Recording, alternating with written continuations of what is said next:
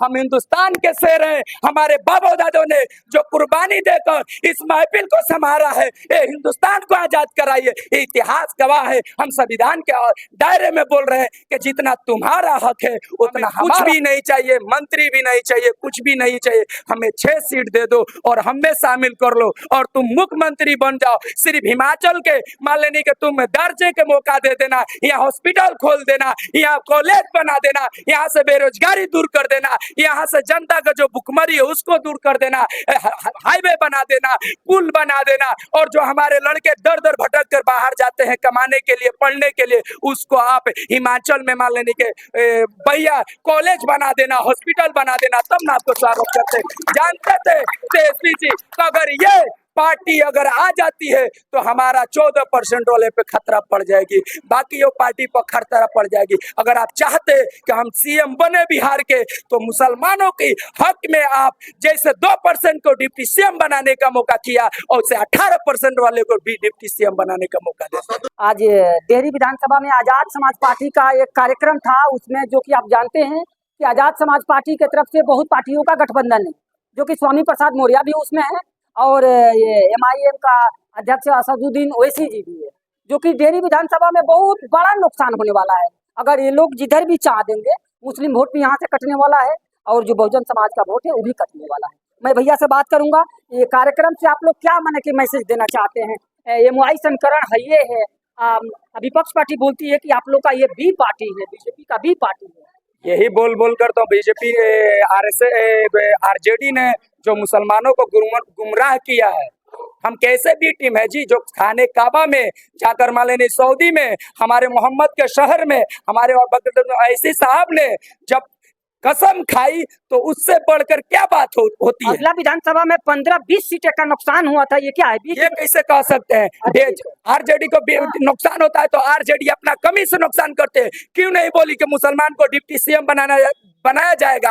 आप क्यों बोल दिए 2% को डिप्टी सीएम बनाएंगे और 14% वाले मुख्यमंत्री बनेंगे और 14% वाले दरी बिछाएंगे? यही काम है, दरी बिछाना हमारा काम है, कुर्सी ढोना हमारा काम है। 5 साल आएगा तो दिलासा दीजिएगा, दरी बिछवाइएगा, उसके बाद भूल जाइएगा। हम का बीजेपी का भागीदारी रखे हैं कि बीजेपी आ जाएगी, हमारे चलते आती है, अरे आपके चलते आती है। अगर चाहते हैं कि बीजेपी इस क्षेत्र में ना आए, बिहार में ना आए, तो जब हमारे अकबरुद्दीन ओवैसी साहब ने उनसे बात किया था, जब आवेदन दी थी, मैसेज दिए थे अपने ढाका से, और माननीय अख्तरुल इमाम साहब जो जाकर ढोक तालसे के साथ में जब ने पिटा था, अब पूरा गुंजा था, बोले थे वैसे तेजस्वी जी कि हमारे पास कोई मैसेज नहीं आया था, तो जगाने के काम किए थे, ढोक तालसा पीट कर जगाए थे कि देखो भाई हम तुम्हारे बीच में आए हैं, हमें कुछ भी नहीं चाहिए, मंत्री भी नहीं चाहिए, कुछ भी नहीं चाहिए, हमें 6 सीट दे दो और हमें शामिल कर लो और तुम मुख्यमंत्री बन जाओ। सिर्फ हिमाचल के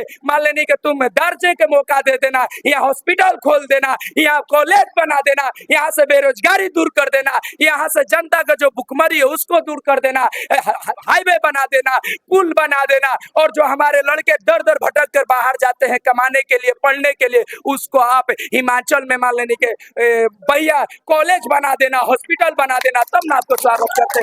जानते थे तेजस्वी जी अगर ये पार्टी अगर आ जाती है तो हमारा 14% वाले पे खतरा पड़ जाएगी, बाकी वो पार्टी पर खतरा पड़ जाएगी। अगर आप चाहते कि हम सीएम बने बिहार के तो मुसलमानों के हक में आप जैसे 2% को डिप्टी सीएम बनाने का मौका किया और उसे 18% वाले को भी डिप्टी सीएम बनाने का मौका दिया। क्या लगता है कि आप लोग झंडा गाड़िएगा डेहरी विधानसभा में इस बार आजाद समाज पार्टी? ओवैसी साहब को आने दीजिए, 7-8 तारीख को पता चल जाएगा कि कितना वोट है मुसलमानों का। बच्चा कह रहा है, जबान पर नारा है, 18 से लेके 45 वर्ष तक जो भी लड़का है ओवैसी साहब का दीवाना है। जो 45 वर्ष से 60 वर्ष से जो बुढ़ों ने अपनी मान लेने की आदत में झंडा ढोआ है उसी का नाम है। मगर हम लोग खुद के काम करेंगे, उनको जगाने के काम करेंगे। जब लड़का मान ले तितली छाप पर बटन दगाएगा, गठबंधन के मान लेने के जो भी हमारे JDA गठबंधन है उस पर मान लेने के हमारे ओवैसी साहब चंद्रशेखर आजाद, समय मौर्य साहब, उनके गठबंधन में हम लोग जगाने के काम करेंगे। और जो भी लड़का इसमें जुड़ेगा वो अपने घर में जाकर यही कहेगा कि आपको 11 तारीख को तेतली छाप पर बटन दबाना है और भारी मतों से विजयी बनाना है। तब जाकर हमारा संविधान का बात होगा, तब हमारा अधिकार का बात होगा, तब वो ऐसी है, तब आरजेडी के जो भी हमारे तेजस्वी साहब है उनको आँख खुलेगा कि मुसलमान दरी नहीं बिछाता, मुसलमान चटाई नहीं बिछाता, मुसलमान संसद में भेजने की भी काम करता है और पटना में भी भेजने।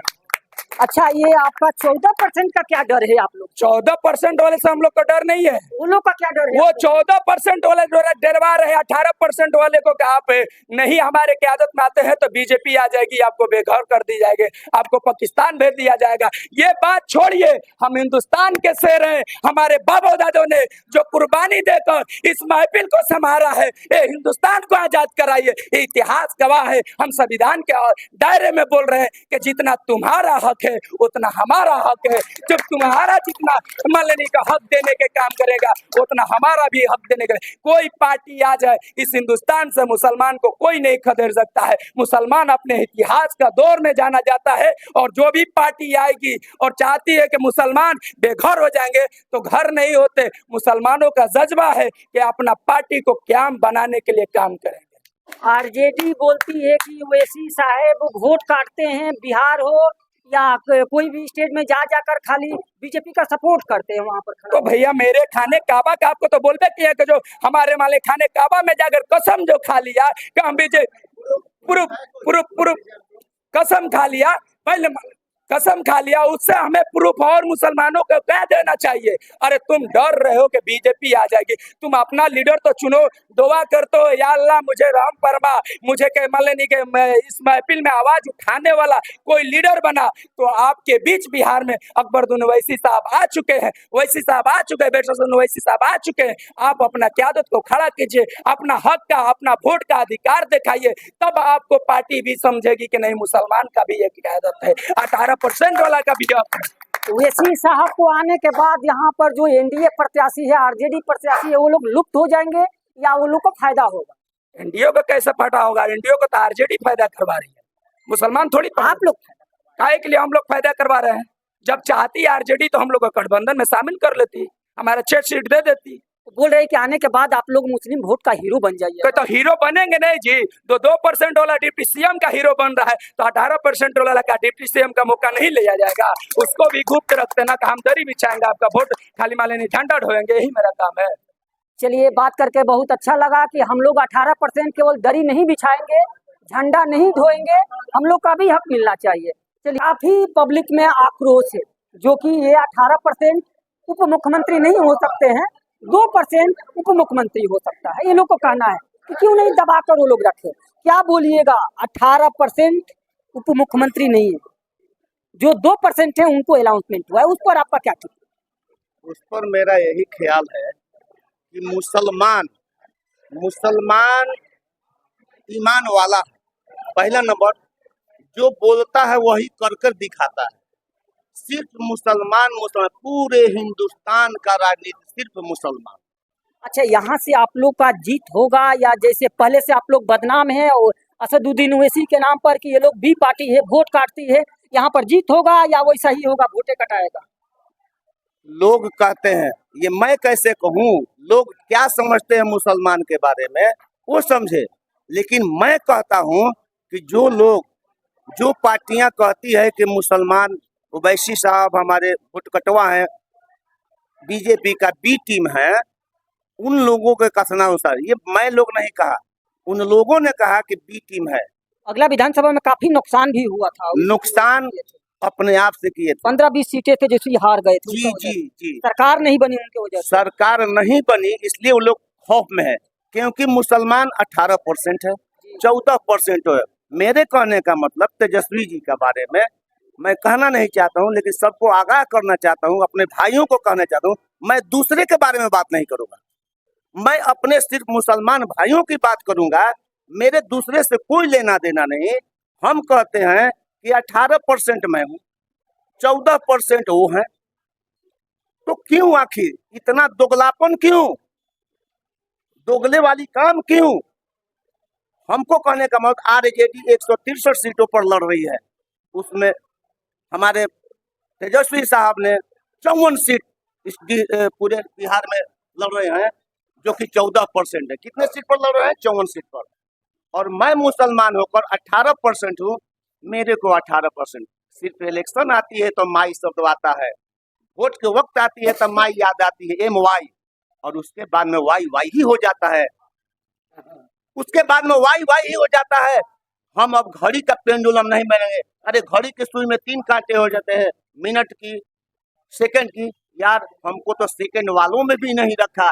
सिर्फ घड़ी का जो पेंडुलम होता है, इधर से उधर 24 घंटा करते रहो, उसका कोई अर्थ नहीं होता है। तो हम लोगों ने इरादा किया, हमारे अब शेर आ गया है, हमारे कोई ऊपर वाले रहबर नहीं रहे, आज हमारे रहबर हो गए हैं। जो नीचे देता है, किसी को भी वोट दे, गधा को भी टिकट मिल गया तो उन लोग गधा को देते हैं, किस लिए कि लालू जी और तेजस्वी जी हैं। दूसरे वर्ग के लोग निचले किसी को नहीं देखते हैं, ये देखते हैं कि मेरा उससे कोई लेना नहीं, कौन यहाँ खड़ा है कौन नहीं खड़ा, मेरा वो है। फलाने लोग करते हैं कि मेरा किसी से मतलब नहीं, मेरा अगला वो। लेकिन मुसलमान बेचारा क्या करे, न नीचे है, न बीच में है, न ऊपर है। अच्छा, डेहरी में क्या लगता है कि इस बार क्या माहौल रहेगा, किसका मन की पलड़ा भारी रहेगा? आप लोग इधर में ये कार्यक्रम जो आप लोग कर रहे हैं, कितना प्रभाव पड़ेगा? इसका प्रभाव पिछली सरकार जो हम लोग के साथ अलायंस नहीं किया, हमारे ओवैसी साहब का जी, हम अपने पार्टी में नहीं रखा, दुत्कार दिया। मैंने क्या कहा कि सिर्फ माई याद आती है। जब हमारी बारी आती है, मैंने 25 साल किसी के घर में न्योता पुराया, 25 सालों से अपनी न्योता को पुराया। अब मेरे घर में शादी है, हम उस 25 साल वाले को न्योता तो देंगे, उनको बुलाइएगा, उनको बुलाएंगे। न्योता दे रहे हैं, न्योता दे रहे हैं ओवैसी साहब के, हमारे फतेह बहादुर जी के माध्यम से न्योता आ गया है, शादी लगी हुई है। यानी कि इलेक्शन, यानी कि विधानसभा, डेहरी विधानसभा, हमारे घर शादी हो रही है, हमारे घर विधायक अपना हो गए हैं, हमारे ऊपर लीडर हैं। तो मैं भी कहता हूँ कि उस ओवैसी साहब को, उनकी दाढ़ी हो चाहे जो है, अपनी जो भी हो, अपना उनका ईमान है, हम लोग का भी ईमान है, हम भी। आप उसको डर क्यों है भैया? जब तुम अपना ऊपर नेता मानते हो तो मेरा नेता आ गया है, तो जब मैं यहाँ हूँ तो तुम क्यों को किसलिंग हो रहा है? तुमको किस बात की डर है? इस बात की डर है कि तुम डरवा कर रखा। आजाद समाज पार्टी का ये जो कार्यक्रम था सर आज, तो कार्यक्रम से किसका नुकसान होगा? कौन सा पार्टी का, NDA या RJD? RJD को डायरेक्ट नुकसान है, RJD। इसीलिए वो आपको बी पार्टी बोलती है क्या? जी, यही कारण है। जितना, एक बात और कहूँ कि जितना बार वो बी कहेगा उतना बार CD, F, G तक जाएगा। ये जितना बार कहेगा आग लगी हुई है, उतना ही आग धक गए। इतना आग है कि MY समीकरण के बाद भी आगे है। मतलब MY समीकरण तो बहुत पहले से चल रहा है ना। MY लालू जी के पास राज में था, जब ने गठबंधन हुआ सारे लोग थे, तो MY समीकरण था। 5 साल बहुत अच्छा रहा, कोई इसमें शक की बात नहीं है। लालू जी ने जो दिया बहुत कोई बात नहीं है। लेकिन जो RJD अब है मुसलमानों के लिए, हम कहते हैं, मैंने एक ही बात बोला सर कि सिर्फ इलेक्शन आती है तो माई याद आती है, इलेक्शन के बाद में बाबा को हम पकड़ लेते हैं। चलिए, बहुत सर से बात करके बहुत अच्छा लगा। जब इलेक्शन आता है तब माई याद आती है, उसके बाद माई याद नहीं आती है, इन लोग को कहना है। आई लोग को जो आज आजाद समाज पार्टी का जो कार्यक्रम था, ये कार्यक्रम से डायरेक्ट ये लोग को कहना है कि RJD का नुकसान होगा। अब वीडियो अच्छा लगेगा आप लोग शेयर, सब्सक्राइब और लाइक कीजिएगा। जय हिंद।